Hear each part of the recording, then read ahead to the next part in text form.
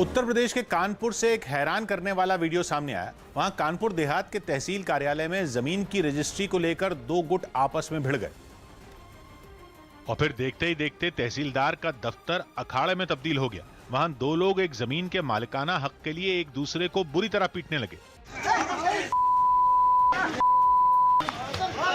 जैसे ही हाथापाई हुई वहां लोगों की भीड़ जमा हो गई, लेकिन इन्हें किसी की चिंता नहीं थी। ये दोनों एक दूसरे को चप्पलों से मारते पीटते पास खड़ी एक कार से टकरा गए। इस दौरान एक आदमी जमीन पर गिर तक गया, लेकिन लड़ाई बंद नहीं हुई। इसके बाद कुछ लोगों ने बीच बचाव कर उन्हें अलग किया, तब कहीं जाकर इस लड़ाई को रोका जा सका, जिसके बाद दोनों ही पक्षों को समझा बुझाकर वहां से हटा दिया गया। 72 घंटे से पंजशीर घाटी में मुंह की खाने के बाद तालिबान ने बीती रात नॉर्दर्न अलायंस पर अब तक का सबसे बड़ा हमला किया है। कई मोर्चों पर छिड़ी भीषण जंग में दोनों पक्षों को भारी नुकसान हुआ। हालांकि इस हमले के बावजूद तालिबान को करारी शिकस्त मिली है। तालिबान को अपने 40 आतंकियों के शव छोड़कर भागना पड़ा।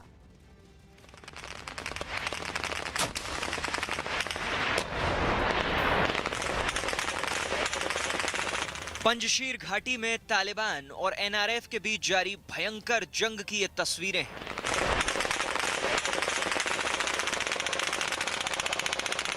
अहमद मसूद और अमरुल्लाह सालेह के जाबाजों की जवाबी कार्रवाई की ये तस्वीरें हैं।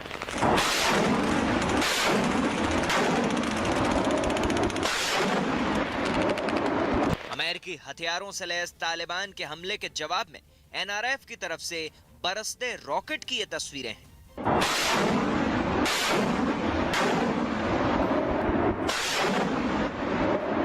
तालिबान आतंकी को निशाना बनाकर दागे जा रहे BM-40 रॉकेट की ये तस्वीरें हैं।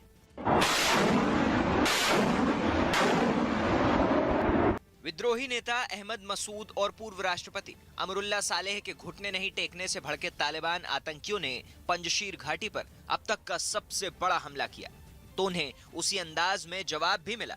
ऐसा जवाब जिसकी तालिबान ने शायद कल्पना भी नहीं की होगी। तालिबान ने अमेरिका से मिले हथियारों का मुंह पंजशीर की तरफ मोड़ा तो दोनों तरफ से भीषण बमबारी शुरू हो गई। पंजशीर घाटी को चारों ओर से घेरने वाले तालिबान के आतंकियों और एनआरएफ के बीच रात भर भीषण बमबारी होती रही।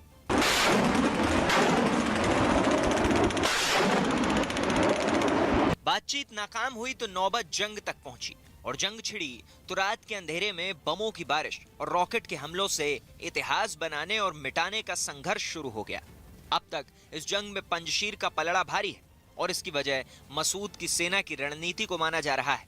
एनआरएफ के लड़ाकों ने पंजशीर के पहाड़ की चोटियों पर कब्जा कर लिया है, जहां से दुश्मन की हर हलचल पर वो आसानी से नजर रख रहे हैं। पहाड़ की चोटियों से नीचे दिख रहे तालिबानी आतंकियों को निशाना बनाना आसान हो गया है। यही नहीं, एनआरएफ ने पंजशीर के पास के प्रांत के 2 जिलों को भी तालिबान के कब्जे से छुड़ाने का दावा किया है। पंजशीर प्रांत की तरफ से ट्विटर पर दावा किया गया कि उसके लड़ाकों ने परवन और बगलान से तालिबान को खदेड़ दिया है। यही नहीं, एनआरएफ का दावा है कि उन्होंने तालिबान को बाडकशान प्रांत में भी जोर का झटका धीरे से दिया है। बताया गया कि बाडकशान प्रांत के कमांडर ने बिना लड़ाई किए ही हथियार डाल दिए। अब बाडकशान के कमांडर एनआरएफ से जुड़ गए हैं। उनके 217 लड़ाके भी एनआरएफ में शामिल हो गए हैं। तालिबान के पीछे पाकिस्तान है। इसी सच्चाई में कई तालिबान भी तालिबान के साथ छोड़ दिया और नॉर्दर्न अलायंस की तरफ आया। बदख्शान में लड़ाई था, बदख्शान में कुछ लोग इस तरह हुआ, तखार सूबा में, बगलान सूबा में, परवान जो पंजशीर के साथ है, परवान में और कापिसा में नॉर्दर्न अलायंस के लोग को बहुत बड़ा कामयाबी मिल गया। जाहिर है, काबुल तक आसानी से पहुंचे तालिबान को नॉर्दर्न अलायंस के लड़ाकों के सामने जबरदस्त हार का सामना करना पड़ रहा है। इससे एनआरएफ के जवानों के हौसले बुलंद हैं। पंजशीर के किले को अभेद बनाने में अहमद मसूद और अमरुल्लाह सालेह का तो योगदान है ही। बताया जा रहा है कि नॉर्दर्न अलायंस के 5 शेरों की वजह से तालिबान की सांसें फूल गई हैं। एक अफगानी पत्रकार ने दावा किया कि तस्वीर में दिखाई दे रहे लोगों की ही तालिबान को कड़ी टक्कर देने में अहम भूमिका है। इनमें सबसे पहला नाम सालेह एम रेगिस्तानी का है। इन्हें अहमद शाह मसूद का करीबी माना जाता है। तस्वीर में दूसरे नंबर पर बैठा शख्स है हामिद सैफी, जो पहले अफगान नेशनल आर्मी के अधिकारी भी थे। वो भी तालिबान के खिलाफ पंजशीर की लड़ाई में अहम किरदार निभा रहे हैं। जबकि तीसरे नंबर पर हैं मुबीन खैर खां, जो पहले आंतरिक मंत्री के सलाहकार थे, और चौथे नंबर पर बैठे हैं खालिद अमीरी। ये अफगानिस्तान में कमांडो थे, जबकि इस पूरी रणनीति को बनाने वाले पांचवें शख्स का नाम है मुनीब अमीरी, जो पहले कमांडो थे और अब पंजशीर के लड़ाकों के लिए रणनीति बनाने में जुटे हैं। पंजशीर ने किसी भी सूरत में तालिबान के आगे ना झुकने की कसम खा ली है, इसलिए वहां इस जंग में जीत के लिए हर किसी ने पूरी ताकत लगा दी है। रात की भीषण बमबारी के बाद अमेरिका के वहां छूटे पुराने हथियारों को एनआरएफ के लड़ाके रिपेयर करते दिखे, यानी उनका जज्बा आखिरी गोली और आखिरी आदमी तक जंग लड़ने वाला है।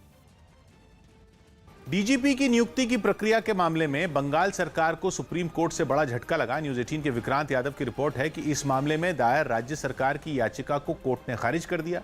साथ ही अदालत ने बंगाल सरकार को फटकार भी लगाई और कहा कि ऐसी याचिकाएं कानूनी प्रक्रिया का दुरुपयोग है। असल में ममता सरकार ने अपनी याचिका में मांग की थी कि उसे बिना यूपीएससी के दखल के डीजीपी की नियुक्ति की प्रक्रिया में छूट मिलनी चाहिए, लेकिन कोर्ट ने अपने एक पुराने आदेश में किसी तरह का बदलाव करने से इनकार कर दिया, जिसमें सुप्रीम कोर्ट ने डीजीपी के चयन और उनके कार्यालय के बारे में दिशा निर्देश दिए थे और कहा था कि राज्य सरकारों को राज्य के 3 सबसे बड़े अधिकारियों के पैनल से डीजीपी का चयन करना होगा, और वो भी यूपीएससी की सलाह पर।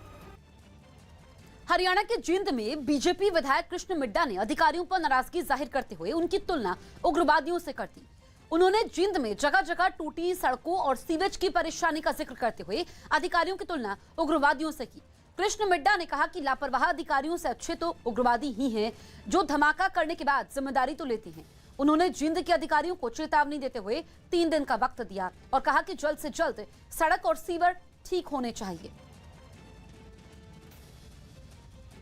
कोई भी अधिकारी किसी भी डिपार्टमेंट का वो अपनी जिम्मेवारी लेने को तैयार नहीं है कि किन वजह से हुआ है। एक डिपार्टमेंट दूसरे डिपार्टमेंट पे जिम्मेवारी डालता है, तो ये गलत है। मैंने ये बात तो कही है कि इनसे बेहतर तो उग्रवादी है, जो कम से कम कहीं विस्फोट करके अपनी जिम्मेवारी तो ले लेते थे, उनसे भी बुरे आदमी। मैं तो सीएम से कहा, मेरे को खुद को शर्म आ रही है कि मैं इन अधिकारियों के ऊपर विधायक हूँ। मुझे इस बात के लिए बड़ी शर्म आ रही है इस बात की।